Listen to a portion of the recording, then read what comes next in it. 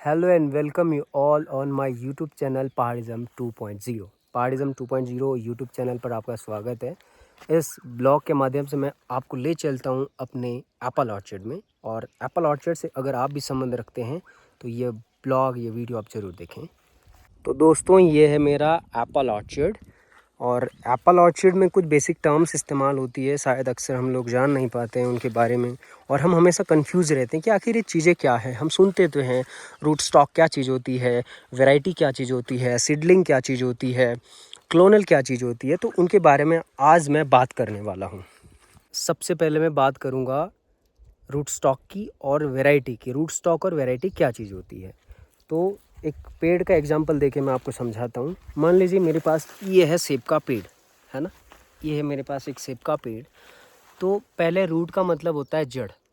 Root stock की मैं बात कर रहा हूँ। रूट का मतलब होता है जड़। तो ये जड़ से लेके और यहाँ तक का मतलब, मान लीजिए कि जड़ से लेके आधा पार्ट इसका मैं यहाँ से कट करूँ तो इससे नीचे का जो पार्ट है ये कहलाता है रूट स्टॉक। क्या कहलाता है? रूट स्टॉक कहलाता है।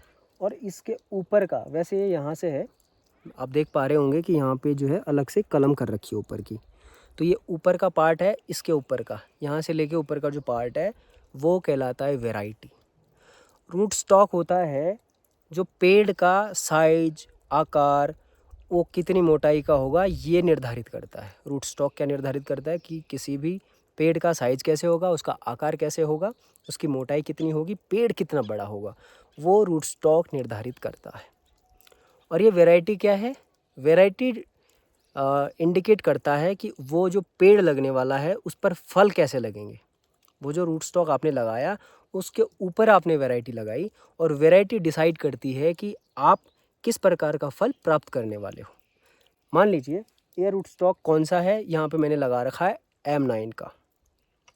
बहुत प्रकार के रूट स्टॉक हैं, जैसे M9 है, M26 है, MM106 है, MM111 है।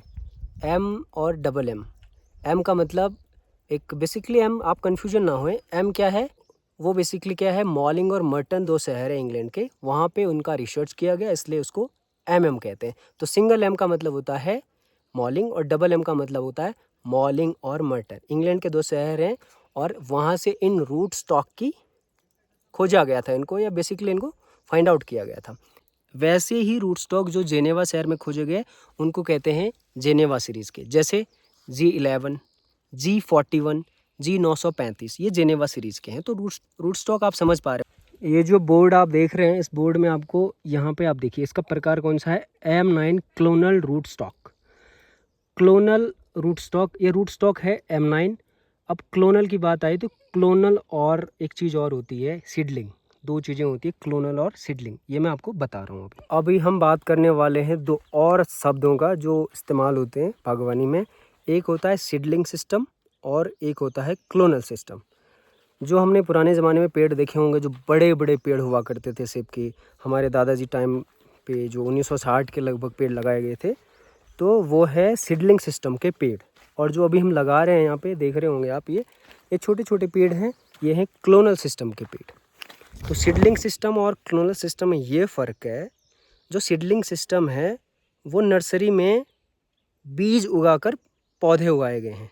तो नर्सरी वाले जब बीज डालेंगे उससे पेड़ उगेगा, वो सीडलिंग सिस्टम के पेड़ हैं, वो सीडलिंग रूट स्टॉक हैं। और जो हमने अभी क्या यहाँ पे लगा रखे हैं, वो नर्सरी वाले ने कलम को नीचे गाड़ा, कलम को ज़मीन में लगाया और उसके रूट स्टॉक से पेड़ बनाया। तो जब बीज से उगाएंगे तो हो गया सीडलिंग सिस्टम, और जब नर्सरी वाला कलम से पेड़ उगाएगा, बीज नहीं डालेगा, जैसे हमारे पास ये अभी वाले हैं, तो वो हो गया क्लोनल सिस्टम। तो इसलिए वहाँ पे लिखा गया था क्लोनल रूट स्टॉक, है ना। आप समझ पा रहे होंगे दोनों चीज़ों को। अभी मैं बात करूँगा कि अब हम सीडलिंग सिस्टम से क्लोनल सिस्टम में क्यों शिफ्ट हुए। जो पुराने टाइम पे बड़े बड़े पेड़ हुआ करते थे, अब उनको लोग जो है बहुत कम लगा रहे हैं, ऐसा क्यों? इसके मुख्यतः 3 से 4 रीज़न। नंबर 1, ये जो सीडलिंग सिस्टम के पेड़ हुआ करते थे वो 10-15 साल के बाद फल देना शुरू करते थे। हालांकि उम्र उनकी जो है 40-50 साल थी, लेकिन एक लंबे टाइम के बाद, इतना लंबा टाइम 10-15 साल इंतज़ार करने के बाद फिर जाके वो फल देते थे। लेकिन अभी के क्लोनल सिस्टम वाले जो हैं वो क्लोनल सिस्टम के जो पेड़ हैं वो लगभग दूसरे या तीसरे साल ही फल देना शुरू करते हैं और इनकी लाइफ लगभग 10-15 साल ही होती है, लेकिन जल्दी देते थे फल वगैरह। और दूसरी बात, ये हाई डेंसिटी में इनको आराम से लगाया जा सकता है। आप जो है कम एरिया में ही बहुत सारे पेड़ लगा सकते हो, है ना। और लगभग एक यूनिट में 250 पेड़ लग जाते हैं और कम एरिया में उनकी देखभाल करना आसान होता है।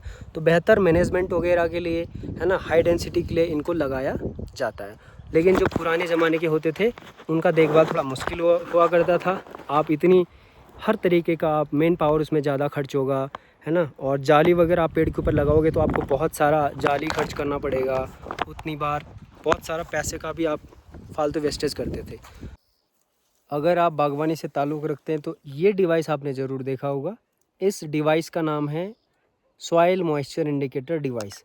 ये जो मिट्टी की नमी है उसको बताता है कि मिट्टी में कितनी नमी है, यानी कि मिट्टी में जिस प्रकार से नमी होगी उस प्रकार से पानी का रिक्वायरमेंट ज़्यादा होगा, है ना। नमी ज़्यादा होगी पानी नहीं देना है, और नमी बिल्कुल नहीं है, मिट्टी सूखी हुई है, तो हमें पानी की ज़रूरत है। तो इस डिवाइस के माध्यम से हम पता कर सकते हैं कि अभी पेड़ों को यानी जड़ों को पानी देना है या नहीं। ये डिवाइस कैसे फंक्शन करती है, कैसे वर्क करती है, आओ आपको बताता हूँ। तो दोस्तों, जैसे मैंने आपको बताया था कि ये सॉइल मॉइस्चर इंडिकेटर डिवाइस है। ये 2 प्रकार के होते हैं। एक बैटरी वाला होता है जो मेरे हाथ में है, इसमें यहाँ पे इसको ढक्कन को खोलूँगा तो इसमें अंदर बैटरी है। और दूसरा डिजिटल वाला होता है, वो मेरे पास अभी नहीं है। मैं इसका फंक्शन कैसे करता है ये बताता हूँ। ये मैंने इसको इससे अलग कर दिया है और इसमें ये पिन होती है। अभी हम इस पिन को लगभग आधा गाड़ेंगे। कितना गाड़ना है? आधा। इसमें जो इंडिकेटर बना है सॉइल का मॉइस्चर मैं आपको दिखाता हूँ। अगर तो ब्लू वाली जो लाइट है वो जलेगी तो एम्पल मॉइस्चर, मतलब बहुत ज़्यादा मॉइस्चर है नमी में। अगर ग्रीन वाली बत्ती जल रही है तो सफिशिएंट मॉइस्चर है। इसमें हमें इरिगेशन की ज़रूरत पड़ती भी है और नहीं भी पड़ती है, काम चल जाता है वैसे। येलो वाली है तो लो मॉइस्चर है।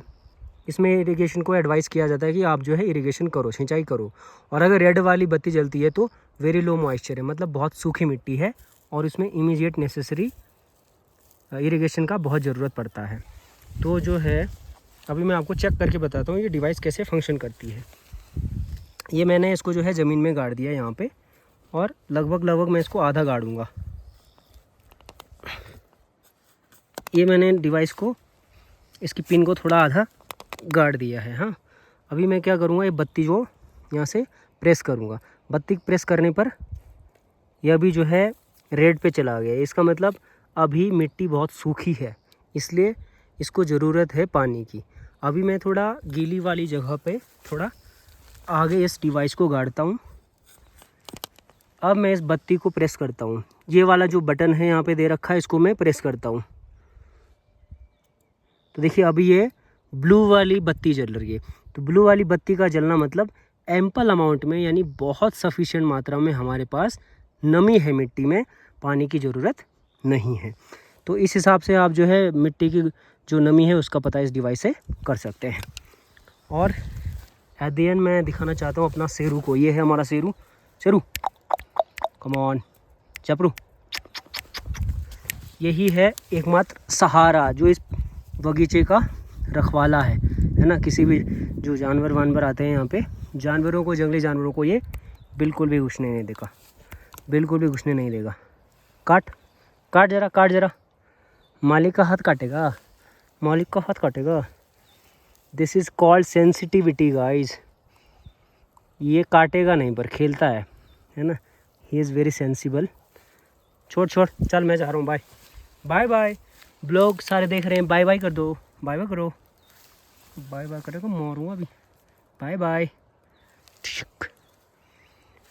तो इसी के साथ मैं अपने ब्लॉग का एंड करता हूँ यहाँ पे। एंड अगली बार लेके आऊँगा कुछ एक और वीडियो आपके सामने। उसमें मैं आपको दिखाऊंगा ये इरिगेशन सिस्टम कैसे काम करता है।